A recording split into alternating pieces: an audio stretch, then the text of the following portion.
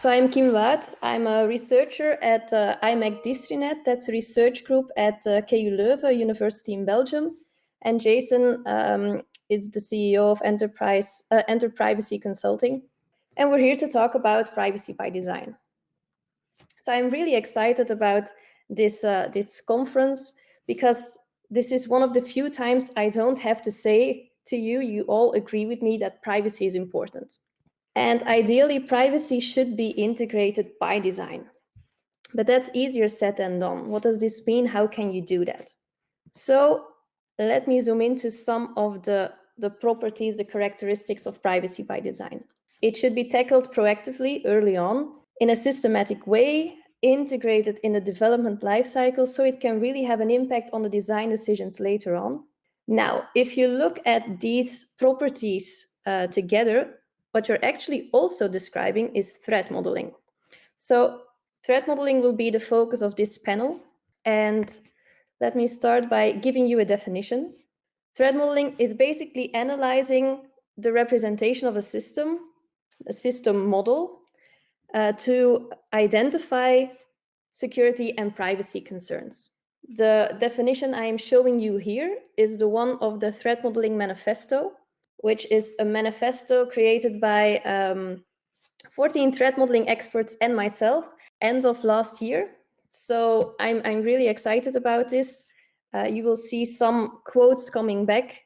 If you want to know more, just visit the website threatmodelingmanifesto.org. All right, so threat modeling is basically thinking about what can go wrong. Jason, great. Thinking about what can go wrong. And to do so, well, you need to know what you're working on. And that means you need to understand your system. You need to have a model of your system. Once you have that, you can systematically go over the elements and think about what can go wrong. If you know what can go wrong, you can also fix that.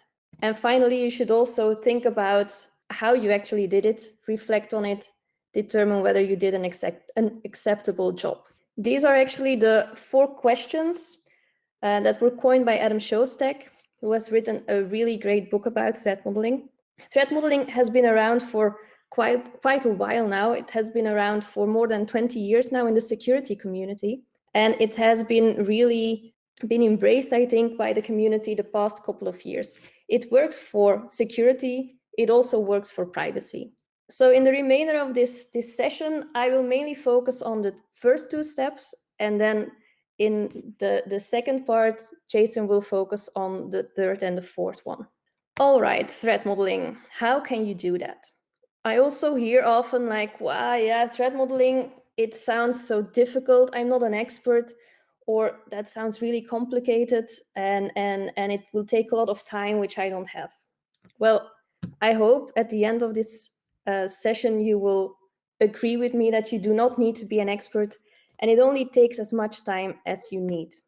I like to focus on the Linden privacy threat modeling approach. I see comments coming in, so really excited that there are more people excited about threat modeling. So Linden is a privacy threat modeling approach that we created about 10 years ago. You can find all the details on the website. I will quickly guide you through it. Of course, the time is only limited. So Linden, like any other threat modeling approach, follows the 4 steps as mentioned before and described by Adam Shostak. This is basically the process, the method you follow, but then you still need to know how to really do that. How can you think about what can go wrong? What are the privacy issues you should consider? And that's where Linden also comes in with knowledge support, which is structured according to the 7 privacy categories that are captured in the acronym Linden, which are linkability, identifiability, and so on. So I will really, in a nutshell, guide you through those 4 steps, but have a look at the website if you want to know more. It's all freely available. So in the first step, you need to know your system. You need to understand your system. You need a model.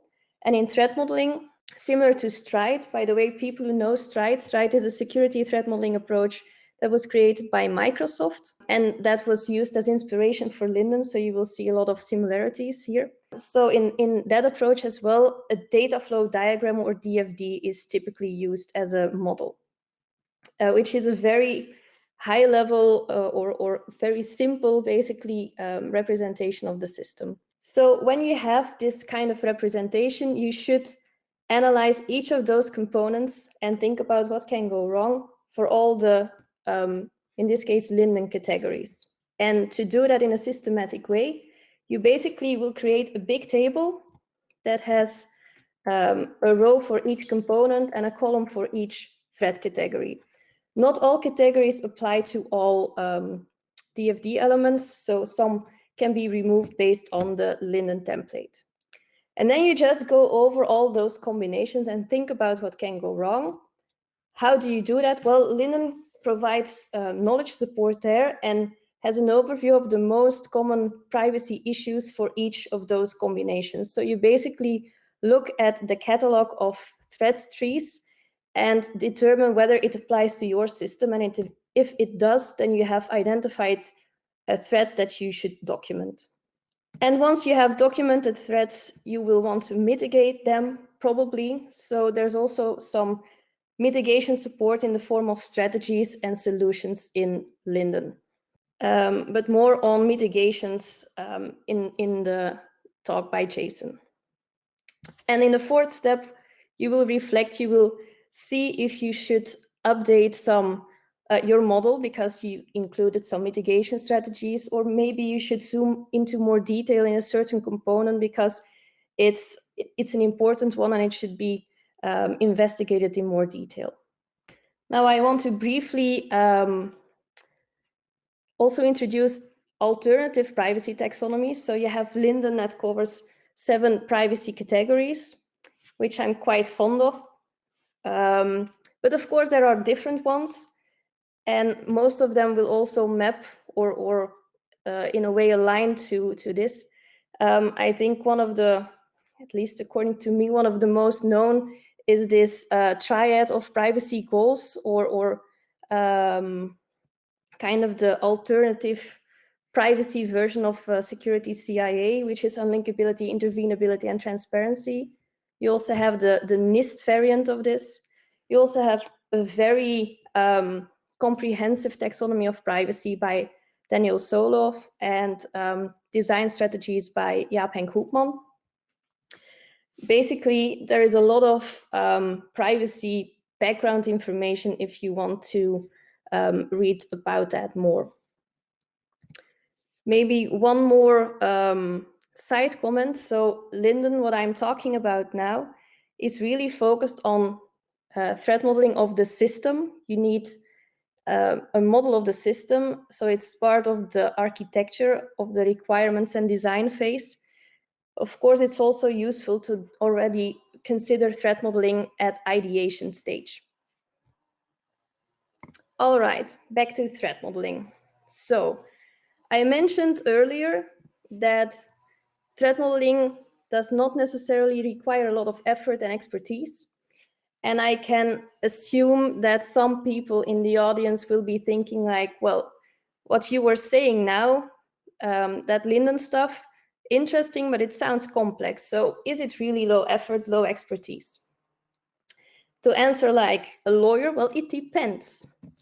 It depends basically on what do you want to do, what are your needs.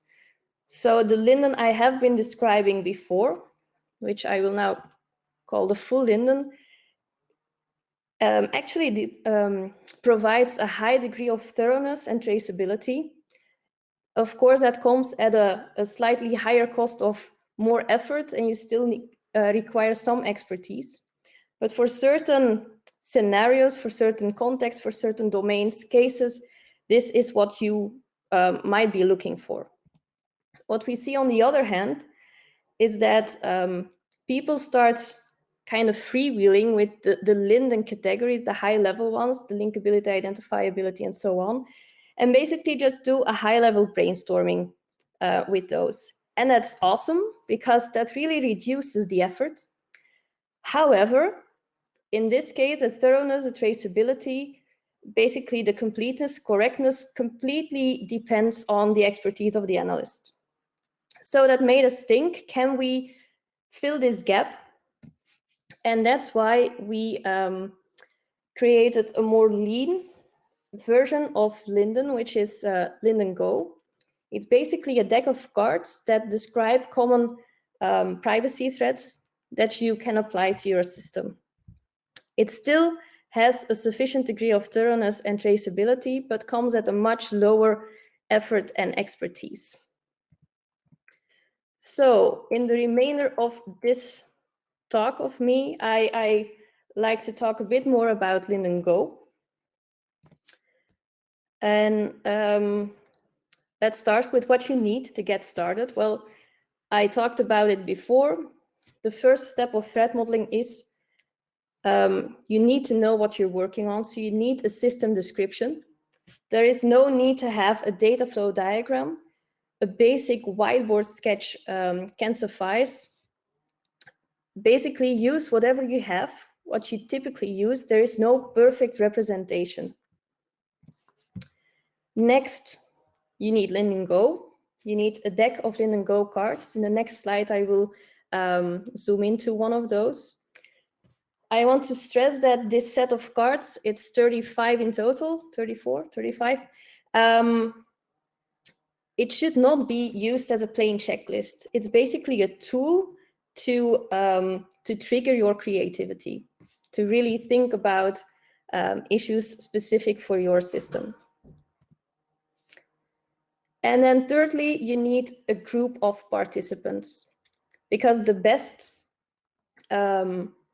results are when you have a team, a collaboration of some subject matter experts, because that will give you varied viewpoints, different views on the system, different expertise to really come up with a joint result. So this is how a Linden Go card looks like. They all have the same structure. And in addition to the typical stuff, which are title and summary, they are packed with a lot of additional information, such as examples, some pointers to impact and consequence of that particular threat that is being described. Also, what I think is quite valuable are the questions to check the applicability of this card. So they will help you determine, does this threat apply to the system I'm looking at? And there's also what we call hotspots, which are basically the elements or components in the system where the threat is most likely to occur.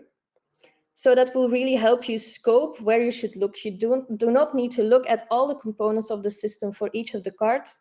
The card will tell you, for instance here, that you only need to look at those places in the system that have some incoming flow where personal information is being shared. All right, so how does it work? Well, it's very, very simple. You just take turns discussing each Linden Go card. And by going over all of the cards, you still achieve a thoroughness and reproducibility because it's a systematic approach. And of course, once you have identified threats, you still need to document them.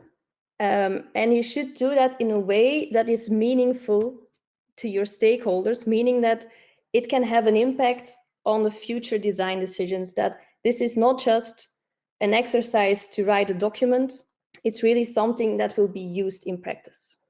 So that was a really quick overview of the first two steps of threat modeling and of Linden. So I like to conclude with one of these threat modeling manifesto principles that basically says what I have been saying before. So documenting is not the end goal. It's basically just a means to get that information to the next phases in your system development. It's the dialogue that the joint effort that made you give those results is really key and brings the most value here. Now Jason will take over and zoom into steps 3 and 4. Thanks, Kim. So as Kim mentioned, I'm going to go over the third and fourth questions. What are you going to do about it once you've identified these threats? And did you do an acceptable job at mitigating those threats? So as she discussed with the previous question, you need some tools in order to do this. So I'm going to talk about the Hoopman strategies and looking at privacy risk factors, so doing a risk assessment. First, the Hoopman privacy design strategies and tactics.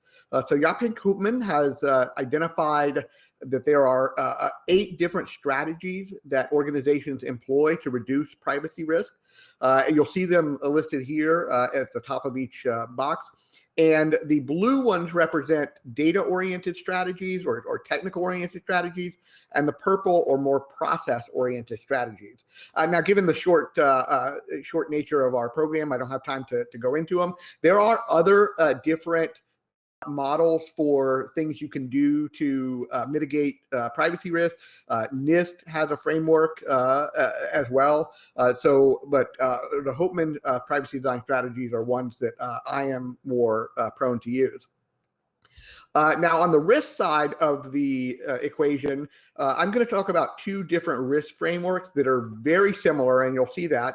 They're both somewhat based in FAIR, which is factors analysis and information risk, which was an information security risk assessment framework. And the 2 are privacy risk assessment for data subject aware threat modeling. Quite a mouthful, but the other one, it doesn't have a good acronym, but the other one is FAIR privacy. Now, both of these break privacy risk into factors, into a set of frequency factors, what might typically be considered like likelihood of something happening, and then magnitude factors. In other words, what is the impact of that? Now, the reason I'm breaking this into 2 is because the data subject aware threat modeling goes much better with Kim's Linden threats, and then FAIR privacy is one that I use. It could be used for Linden, but I generally use it with a different threat modeling or threat set of threats. Sorry. Okay, so generally you can think of risk. If you want to kind of broadly think about risk, risk is about a threat exploiting a vulnerability and resulting in adverse consequences. So what are those adverse consequences when you're thinking about privacy risk? And this is where it gets into the difference between under FAIR privacy, we typically use, or I typically use Dan Solow's taxonomy of privacy, which Kim previously mentioned. And then under the data subject aware threat modeling, they use a shortened version of Linden. I can't figure out what the term was for it, but essentially linkability, identifiability, non-repudiation, detectability, and disclosure of information. So when we think about the frequency factors and looking at the underlying factors for both of these, FAIR privacy uses opportunity, whereas data subject aware threat modeling, pretty much the same thing, which is contact frequency. FAIR privacy uses motivation, which is very similar to data subject aware's probability of action. Now, capability and difficulty represent the capability of a threat actor and the difficulty, the impediments they have to overcome. So you'll notice that data subject aware threat modeling has this twice. First, it talks about countermeasures defeated. So these are for external threat actors. And then also countermeasures bypassed, and these are for insiders. So they just differentiate between external and internal threat actors, whereas they're combined or looked at in separate risk analysis under FAIR privacy.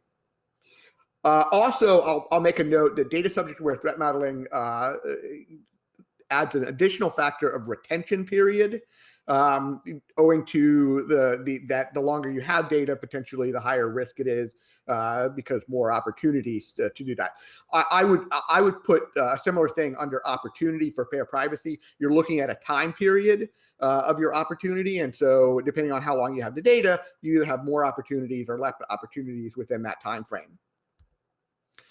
For magnitude, it looks a lot different here. So data subject aware threat modeling basically has a lot of components about data. And so the number of data subjects, number of records, data subject type, data sensitivity, and that all goes into assessing the magnitude of the harm under the risk framework. Whereas FAIR privacy, we break out. So severity is about the non-normativity the privacy harm. How bad is it from a society's perspective? Am I putting a covert surveillance camera in your home, or is it a CCTV camera in a retail store looking for burglars? Is it really bad or not so bad? And then breaking out tangible consequence risk into tangible consequence frequency and impact. So that is, did actually, you find the camera and you were embarrassed, or a picture got out of you and you lost a job? So more tangible things that can be objectively measured, and not just the societal, how bad is it? Now, remember, there was that opportunity under frequency. So this is where kind of it's similar. We break it up a little bit differently. Under fair privacy, the more people affected, that means the more opportunities there are for privacy harm, where data subject aware puts it under a number of data subjects and records. And then the tangible consequence frequency is kind of subsumed under data subject type. So if you have somebody who's real sensitive to a privacy harm, that would be affected by the data subject type. Or the data type sensitivity goes to the severity, similar, because, for instance, if you have health data that would be considered very sensitive from a social norm perspective, that would be considered potentially bad.